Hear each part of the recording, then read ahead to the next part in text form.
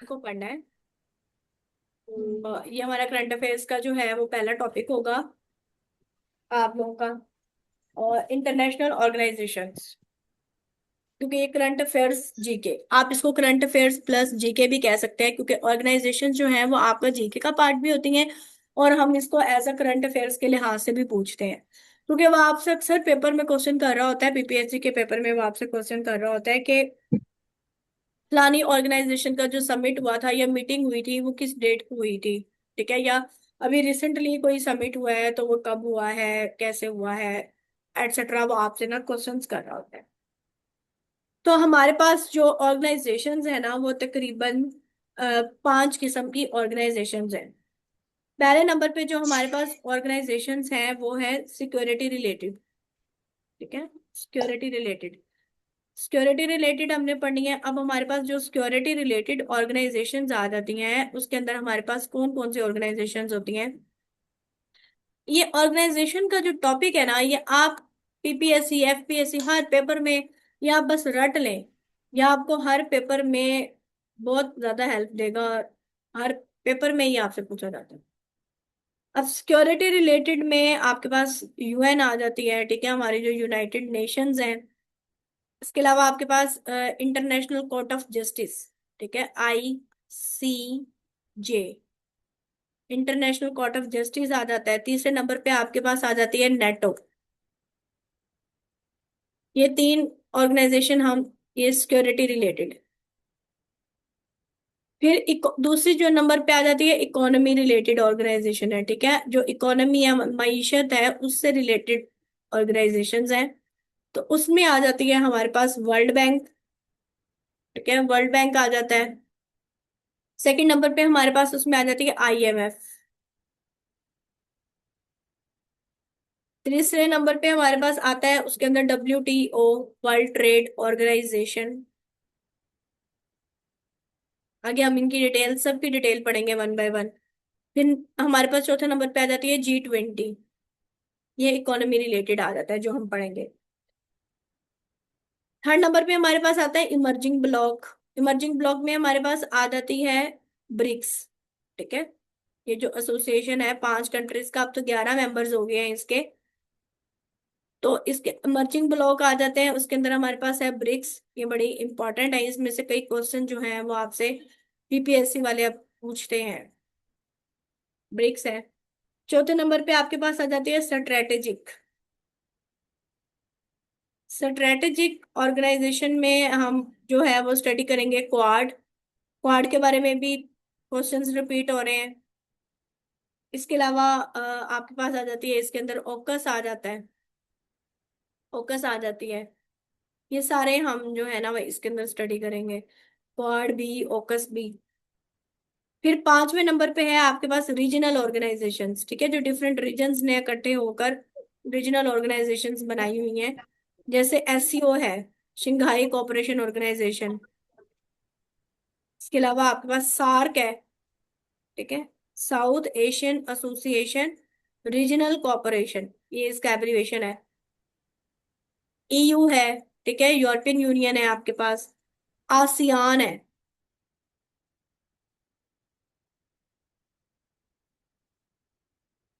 ASEAN के अलावा इसमें आपके पास आ जाती है ECO, इकोनॉमिक कोऑपरेशन ऑर्गेनाइजेशन। ठीक है, तो 5 किस्म की ऑर्गेनाइजेशंस को जो है वो हमने इसके अंदर स्टडी करना है। इन तमाम ऑर्गेनाइजेशंस को हम स्टडी करेंगे। सबसे पहले हम यूनाइटेड नेशन को स्टडी कर लेते हैं। ठीक है, इसके अंदर हम सबसे पहले यूनाइटेड नेशन को स्टडी करते हैं। Just one.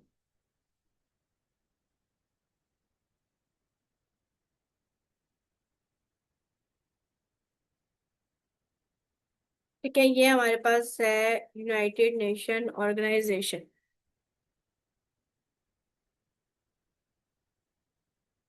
United Nation Organization जो है ये कब बनी थी। एक तो जब भी आपने किसी भी ऑर्गेनाइजेशन को स्टडी करना है ना, तो आपने सबसे पहले स्टडी करना है कि वो ऑर्गेनाइजेशन जो है वो कब बनी थी, उसके कितने मेंबर्स हैं, उसका हेडक्वार्टर कहाँ पे है। ठीक है, और अब उसका करंट सेक्रेटरी जनरल कहाँ पे है, और कोई भी उसकी जो मीटिंग हो रही है वो कहाँ पे हो रही है। ये चीजें आपने किसी भी ऑर्गेनाइजेशन के बारे में स्टडी करनी होती है। तो ये जो यूनाइटेड नेशन ऑर्गेनाइजेशन है ये इस्टेब्लिश हुई थी 24 अक्टूबर 1945 में। ठीक है, सैन फ्रांसिस्को कॉन्फ्रेंस में। ठीक है, ये आपसे पेपर में पूछा जाता है, कौन सी कॉन्फ्रेंस थी, सैन फ्रांसिस्को कॉन्फ्रेंस।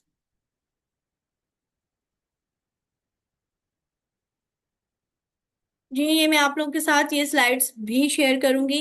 ठीक है, लेकिन आप बेटर वे तैयारी का यही होता है कि आप लोग अपने नोट्स खुद बनाएं। आपको ये नोट्स मिल जाएंगे, आप इनको कॉपी करवा लें। ठीक है, लेकिन ये जो चीज आपके खुद के अपने हाथों से गुजरी हुई होगी ना, वो बहुत बेस्ट रहती है। तो कोशिश करें कि जो मैं पढ़ा रही हूँ वो साथ साथ आप अपने रजिस्टर पे नोट करते जाएं। बाद में बेशक फिर इन नोट से आप लोग कर लीजिएगा। बेस्ट वे मुझे तो यही लगता है कि हमें अपने नोट्स जो हैं वो खुद बनाने चाहिए। जो हम लेक्चर में पढ़ रहे हैं उसको हम साथ साथ नोट करें, ताकि वो हमारे जहन में बैठ जाए। सैन फ्रांसिस्को कॉन्फ्रेंस में, ठीक है, 24 अक्टूबर 1945 में ये इस्टेब्लिश हुई। और करंटली अभी कितने मेंबर हैं, 193 मेंबर्स हैं। और इसका जो हेड क्वार्टर है वो कहाँ पे है, इसका जो हेड क्वार्टर है वो न्यूयॉर्क में है। ऑफिशियल लैंग्वेजेस पेपर में आता है कि यूएन की कितनी ऑफिशियल लैंग्वेजेस हैं। तो यूएन की जो ऑफिशियल लैंग्वेजेस हैं वो 6 ऑफिशियल लैंग्वेजेस हैं।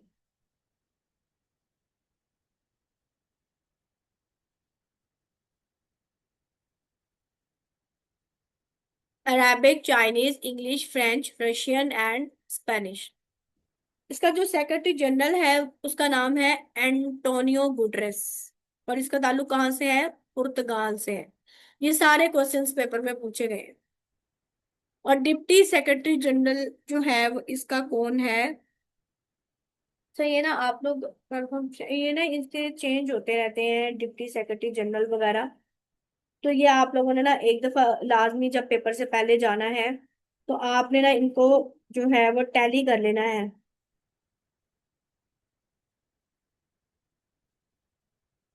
हाँ जी, यही है आमना जे मोहम्मद। और इसका ताल्लुक कहाँ से है, इसका जो ताल्लुक है वो नाइजेरिया से। ये यूएन जो है ना, यूएन, ये बड़ी इंपॉर्टेंट जो है वो ऑर्गेनाइजेशन है। United nation is headed by a secretary general. Paper में ना एक दफा क्वेश्चन आया था एक ऑर्गेनाइजेशन के बारे में कि उसके हेड को क्या कहते हैं, मतलब ऑर्गेनाइजेशन का नेम था। और कहा गया था कि इसके हेड को क्या कहते हैं। तो जो यूनाइटेड नेशन का जो हेड है उसको कहा जाता है सेक्रेटरी जनरल। तो अब देखें, यूनाइटेड नेशन 24 अक्टूबर 1945 में बनी सैन फ्रांसिस्को कॉन्फ्रेंस में। 193 मेंबर्स हैं। हेडक्वार्टर इसका न्यूयॉर्क में है। 6 ऑफिशियल लैंग्वेजेस हैं। सेक्रेटरी जनरल इनका कौन है, एंटोनियो गुटरेस है, और उसका ताल्लुक कहाँ से है, पुर्तगाल से है। और डिप्टी सेक्रेटरी जनरल कौन है, आमना जे मोहम्मद, और उसका ताल्लुक है नाइजीरिया से। और यूनाइटेड नेशन के हेड को क्या कहते हैं, सेक्रेटरी जनरल कहते हैं। ये इंफॉर्मेशन है यूनाइटेड नेशन के बारे में। अभी आगे हम पढ़ते हैं, ये इसका फ्लैग है।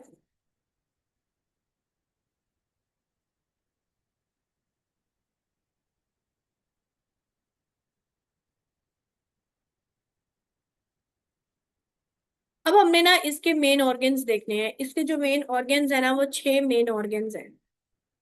यूनाइटेड नेशन के मेन ऑर्गन्स जो हैं वो 6 हैं। पहले नंबर पे है यूएन जनरल असेंबली। ठीक है, फर्स्ट नंबर पे है UN general assembly. UN general assembly जो है ना ये यूएन का बजट बनाता है। इसके अलावा सिक्योरिटी काउंसिल के नॉन परमानेंट मेंबर्स को यह अपॉइंट करता है। ये भी आगे हम जब सिक्योरिटी काउंसिल पढ़ते हैं ना तो उसमें हम पढ़ेंगे कि परमानेंट और नॉन परमानेंट मेंबर्स का क्या चक्कर है। ये जो यूएन जनरल असेंबली है ना इसके अंदर तमाम मेंबर स्टेट्स को इक्वल रिप्रेजेंटेशन होती है। ठीक है, नेक्स्ट जो है हमारे पास, देख सेकंड जो इसका ऑर्गन है, यूएन के ऑर्गन्स ही पढ़ रहे हैं अभी हम। ठीक है, तो यूएन का जो सेकंड ऑर्गन है वो है सिक्योरिटी काउंसिल। अच्छा, ये क्या करता है, international peace and security. Security council जो है ना, इसके टोटल कितने मेंबर्स हैं? इसके टोटल 15 मेंबर्स हैं। ये भी जो हमने परमानेंट और नॉन परमानेंट पढ़ना है। 15 में से जो 5 है ना, वो परमानेंट मेंबर्स। ये भी पेपर में क्वेश्चन पूछा गया है, कितने परमानेंट हैं और कितने नॉन परमानेंट हैं। इसमें से 5 परमानेंट हैं और 10 जो है वो नॉन परमानेंट है। 10 इसमें से नॉन परमानेंट है। अब जो 10 नॉन परमानेंट है ना, वो हर 2 साल बाद इलेक्ट होते हैं। ठीक है, हर 2 साल बाद वो इलेक्ट होते हैं। अब परमानेंट मेंबर्स आपको पता होना चाहिए कि कौन से 5 परमानेंट मेंबर्स हैं। इनके बारे में भी पेपर में क्वेश्चन आता है। तो फर्स्ट नंबर पे है यूके, सेकंड पे है यूएस, फ्रांस,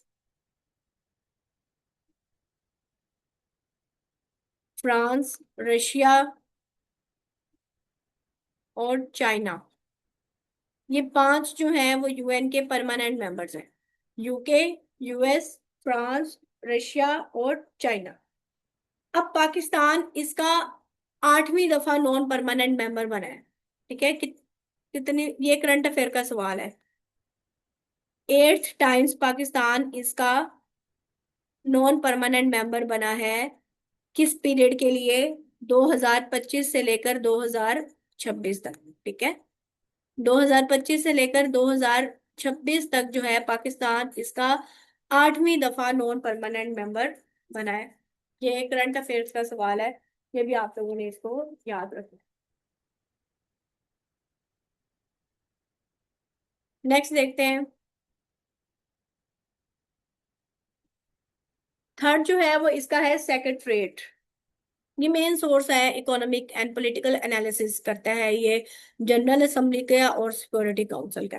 बस आपने इसका ऑर्गन्स के नेम आपको पता होने चाहिए। चौथा ऑर्गन है इकोनॉमिक एंड सिक्योरिटी काउंसिल। इसका भी आपको नाम पता होना चाहिए इसका। ये इकोनॉमिक, सोशल, कल्चर और हेल्थ मैटर्स को जो है वो डील करता है। अब ये पांचवा ऑर्गन जो है ये इसका इंपॉर्टेंट है। नॉन परमानेंट को एक्सप्लेन कर दूं, दोबारा कर दूं? ओके, मैंने बताया था कि इसके सिक्योरिटी काउंसिल के जो है वो टोटल 15 मेंबर्स हैं, जिसमें से 5 परमानेंट हैं और 10 नॉन परमानेंट है। जो 10 नॉन परमानेंट है ना, वो हर 2 साल बाद इलेक्ट होते हैं। तो पाकिस्तान अभी 2025 में इसका नॉन परमानेंट मेंबर बना है, 2025 से 2026। ठीक है, 2 साल के लिए 8वीं दफा बना है। ठीक है, 8th टाइम। अब इसका पांचवा, एक सिक्योरिटी काउंसिल इसका बड़ा इंपॉर्टेंट ऑर्गन है, इसमें से आपको क्वेश्चंस आते हैं। और एक इसका इंपॉर्टेंट ऑर्गन है इंटरनेशनल कोर्ट ऑफ जस्टिस। ठीक है, इसमें से आपको क्वेश्चन आते हैं। आईसीजे, वो जो हमने पढ़ा था ना, सिक्योरिटी रिलेटेड है ये। तो ये सिक्योरिटी रिलेटेड है, इंटरनेशनल कोर्ट ऑफ जस्टिस। ये सेटल करता है जनरल डिस्प्यूट बिटवीन। थोड़ा सा ना वो नेट का इशू आ गया था इसलिए। ठीक है, तो मैं आप लोगों को बता रही थी कि ये जो इसका पांचवा मेन ऑर्गन है, ये इंपॉर्टेंट है। ठीक है, international court of justice. International court of justice जो है, आपसे पेपर में पूछा जाता है कि कंट्रीज के दरमियान सेटल्स को डिस्प्यूट करता है या नेशंस, तो बिटवीन नेशंस। ठीक है, इंटरनेशनल कोर्ट ऑफ जस्टिस में टोटल कितने हैं? 15 जजेस होते हैं। ये आपने याद रखना है, टोटल इसके अंदर कितने जजेस होते हैं? 15, 15 जजेस होते हैं। और इनका टर्म कितना होता है? 9 इयर्स।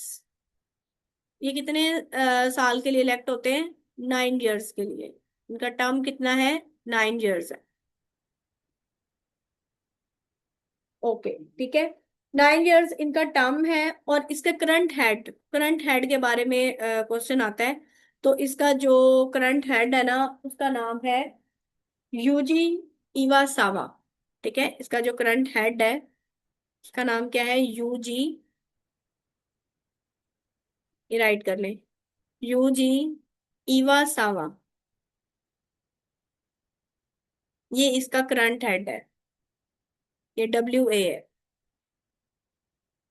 ठीक है। अच्छा, अब ये जो इसके जजेस है ना, इनको सिलेक्ट कौन करता है? इनको इलेक्ट करता है यूएन जनरल असेंबली और सिक्योरिटी काउंसिल। यस, क्या क्वेश्चन है आपका जावियर?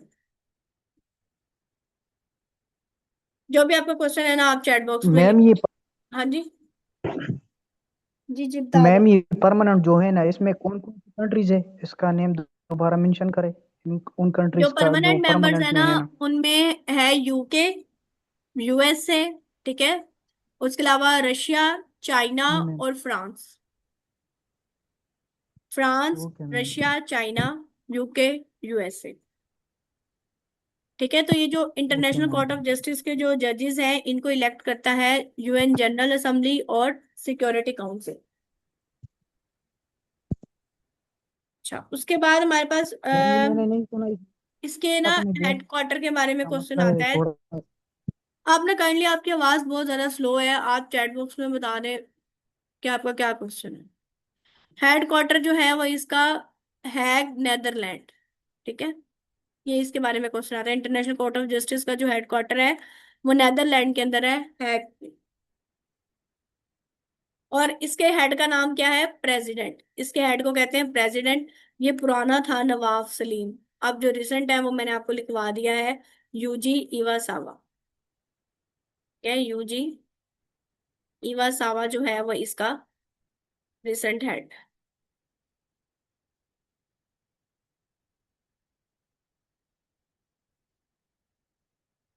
छठा इसका है ट्रस्टशिप काउंसिल। ठीक है, इसके भी वही जो है वो 5 परमानेंट मेंबर्स हैं। अच्छा, अब यहाँ पे ना हमने करंट अफेयर्स के लिहाज से देखें तो यूएन से रिलेटेड आपको करंट अफेयर्स क्या आ सकते हैं? यूएन से रिलेटेड आपको करंट अफेयर्स आ सकते हैं कि 2025 में यूएन का समिट कहाँ पे हुआ था। मतलब मीटिंग्स कह लें, समिट कहते हैं मीटिंग्स को। तो 2025 में इसका समिट कहाँ पे हुआ था? तो 2025 में इसका समिट हुआ था न्यूयॉर्क में। ये लिख लें आप, ये करंट अफेयर का सवाल है, ठीक है। 2025 में इसका जो समिट हुआ था वो न्यूयॉर्क, यूएसए में।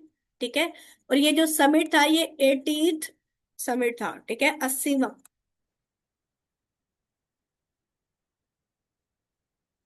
और फिर आपसे पूछ भी लिया जाता है कि उसका थीम क्या था।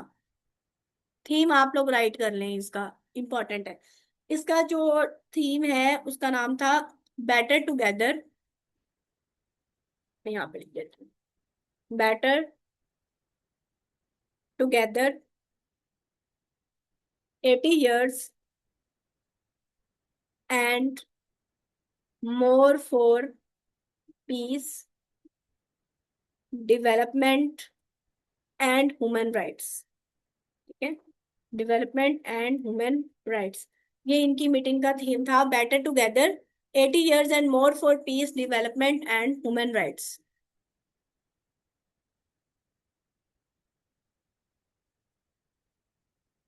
ये इसका आप थीम लिख लें।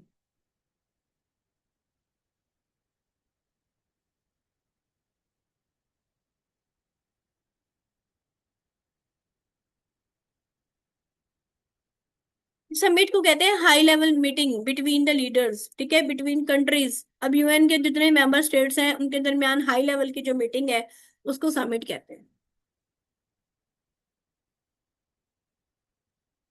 यहां तक किसी का कोई क्वेश्चन है यूएन में से?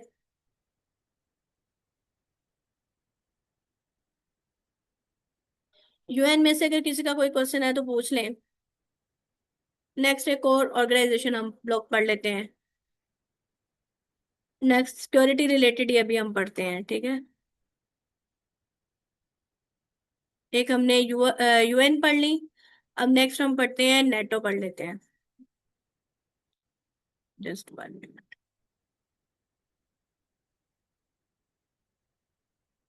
ये बड़ी मैंने मेहनत से कंपाइल किए हुए हैं सारे नोट्स। नेटो, ठीक है। नेटो का वो आप, ये भी सिक्योरिटी रिलेटेड हमारे पास जो है वो ऑर्गेनाइजेशन है। ये बनी थी वर्ल्ड वार 2 के बाद। जब वर्ल्ड वार 2 हुई थी ना, तो उसके बाद वर्ल्ड वार 2 के बाद नेटो बनी थी। ये अमेरिका ने बनाई थी रशिया के खिलाफ, ठीक है। तो नेटो का जो एब्रीवेशन है वो क्या है, नॉर्थ अटलांटिक ट्रीटी ऑर्गेनाइजेशन। क्या, नॉर्थ अटलांटिक ट्रीटी ऑर्गेनाइजेशन, ये आप लोगों ने इसका एब्रीवेशन याद रखना है। और ये कब बनी थी, ये 4 अप्रैल 1949 में बनी थी, ये 1950 नहीं है, यहाँ पे है 1949। 4 अप्रैल 1949 में ये बनी थी। और इसका हेडक्वार्टर कहाँ पे है, बेल्जियम में। ठीक है, बेल्जियम का सिटी है ब्रसल्स। और इसके जो मेंबर्स हैं वो कितने हैं, 32 मेंबर्स हैं। अच्छा, अब करंट अफेयर का सवाल ये आता है कि रिसेंटली इसको किस किस ने ज्वाइन किया था। तो रिसेंटली फिनलैंड ने इसको ज्वाइन किया 2023 के अंदर, और स्वीडन ने इसको ज्वाइन किया 2024 के अंदर। तो ये मोस्ट रिपीटेड क्वेश्चंस हैं आपके पेपर में कि फिनलैंड ने इसको कब ज्वाइन किया और स्वीडन ने इसको कब ज्वाइन किया। इसका जो करंट हेड है ना, उसका नाम है मार्क रूटे। ये ये नहीं है आप, ठीक है, ये थोड़े से पुराने नोट्स है ना, इनको जरा अपडेट करने की जरूरत थी। तो रिसेंटली जो है वो मार्क रूटे करंट इसका जो हेड है।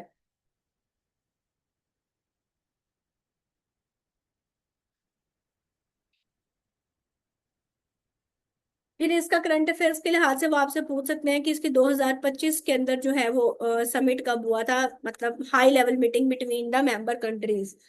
तो 2025 के अंदर जो इसका समिट हुआ था वो इधर ही हुआ था जहां पे इसका हेडक्वार्टर है, ठीक है, हैग, नेदरलैंड्स। हैग, नेदरलैंड्स। और 2026 में जो है वो कहाँ पे होना है, 2026 में अंकारा तुर्की के अंदर। ठीक है, तुर्की का सिटी है अंकारा, वहां पे होना है 2026 के अंदर। तो ये जो है इसका करंट अफेयर्स के लिहाज से मैंने आपको बता दिया है। ओके, अब हम नेक्स्ट एक और ऑर्गेनाइजेशन देख लेते हैं। नेक्स्ट जो ऑर्गेनाइजेशन हम देखते हैं, आईएमएफ देख लेते हैं। आईएमएफ भी जो है ये भी वर्ल्ड वॉर 2 के बाद बनी थी।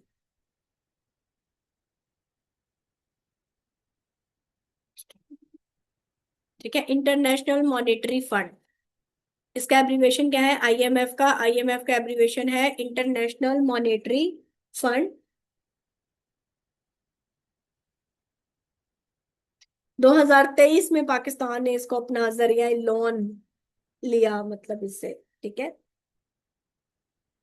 अच्छा, उसके बाद हम देख लेते हैं कि इसका जो हेडक्वार्टर है वो कहाँ पे है। इसका जो हेडक्वार्टर है ना वो वाशिंगटन डीसी के अंदर है, यूएसए के अंदर।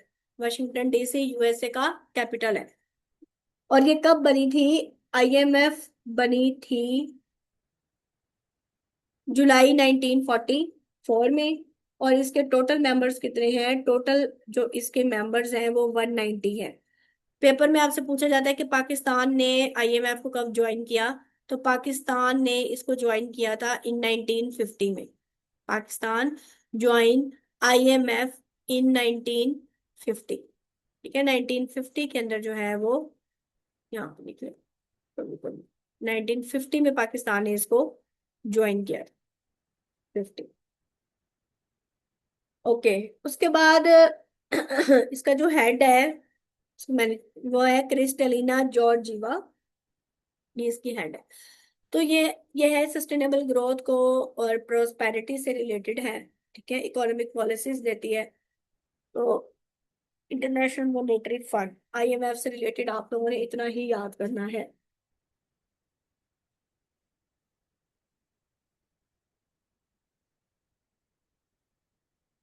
अच्छा, इसकी ना साल में दो मीटिंग्स होती हैं।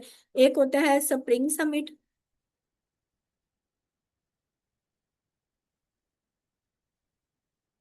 स्प्रिंग समिट ये होता है अप्रैल के अंदर। तो सॉरी, यहाँ पे ना ये सही लिखा नहीं जा रहा 2 मिनट। ठीक है, एक होता है इसका स्प्रिंग समिट और एक होता है इसका एनुअल समिट। ठीक है, जो स्प्रिंग समिट होता है ये होता है अप्रैल के अंदर, और जो एनुअल समिट है ये होता है अक्टूबर के अंदर। ठीक है, अक्टूबर के अंदर। तो ये जो स्प्रिंग समिट जो है, ये 2025 और 2026 में, ठीक है, 2025 में भी कहाँ पे हुआ? वाशिंगटन के अंदर हुआ। ये भी करंट अफेयर का सवाल है, लिख लें। 2025 में भी कहाँ पे हुआ? वाशिंगटन में। और 2026 में भी कहाँ पे होना है? वाशिंगटन के अंदर। ठीक है। और जो इसका एनुअल समिट है ना, एनुअल समिट, वो 2025 में कहाँ पे हुआ था? वाशिंगटन के अंदर। 2025 में हुआ वाशिंगटन के अंदर। और 2026 में जो है वो होगा बैंकॉक के अंदर। ठीक है। 2026 में कहाँ पे होगा? बैंकॉक, थाईलैंड में। थाईलैंड का सिटी है बैंकॉक।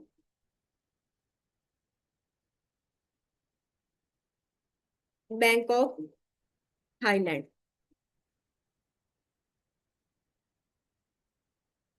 ठीक है।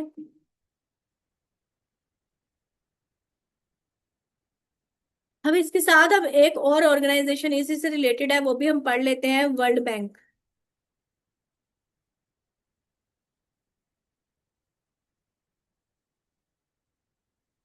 बस सिर्फ एक और पढ़ेंगे उसके बाद,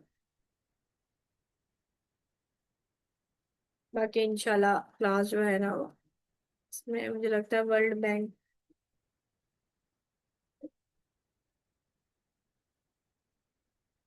अच्छा, वर्ल्ड बैंक से रिलेटेड आप लिख लें, मेरे ख्याल से ये मैंने इधर ऐड नहीं की। तो वर्ल्ड बैंक जो है वो WB, वर्ल्ड बैंक, ये बनाई गई थी फॉर यूरोप को रीबिल्ड करने के लिए, डेवलपमेंट फॉर इंफ्रास्ट्रक्चर। ठीक है, ये किसकी? इंफ्रास्ट्रक्चर से रिलेटेड है ये वर्ल्ड बैंक। इंफ्रास्ट्रक्चर से रिलेटेड जो है ये डील करती है। इंफ्रास्ट्रक्चर, इसका जो हेड क्वार्टर है वो कहाँ पे है? वाशिंगटन के अंदर है। ये भी राइट कर लें आप। जी, इनको एज अ रैंडमली हर, देखिए ना, सारी ऑर्गेनाइजेशन सेपरेट सेपरेट है, तुमको आपको सेपरेट सेपरेट ही याद करना है। हेडक्वार्टर वर्ल्ड बैंक का कहाँ पे है? वाशिंगटन DC के अंदर, के US के अंदर, वाशिंगटन DC में। पाकिस्तान, पेपर में आता है कि पाकिस्तान ने वर्ल्ड बैंक को कब ज्वाइन किया? तो पाकिस्तान ने वर्ल्ड बैंक को 1955 में ज्वाइन किया था। 1950 में ही इसने IMF को ज्वाइन किया, और 1950 में ही इसने वर्ल्ड बैंक को ज्वाइन किया। और इस वर्ल्ड बैंक के हेड का जो है वो आपसे नाम पूछ लिया जाता है। तो वर्ल्ड बैंक का जो हेड है उसका नाम है अजय बंगा। बस, वर्ल्ड बैंक के बारे में आपने इतना ही याद रखना है कि ये इंफ्रास्ट्रक्चर से रिलेटेड है। ठीक है। और दूसरा, इसका हेडक्वार्टर वाशिंगटन DC के अंदर है। पाकिस्तान ने इसको जो है वो 1950 में ज्वाइन किया, और इसके हेड का नाम जो है वो अजय बंगा है। नेक्स्ट ऑर्गेनाइजेशंस को हम इंशाल्लाह नेक्स्ट लेक्चर में स्टडी करेंगे। यहाँ तक अगर किसी का कोई क्वेश्चन है तो बता दें।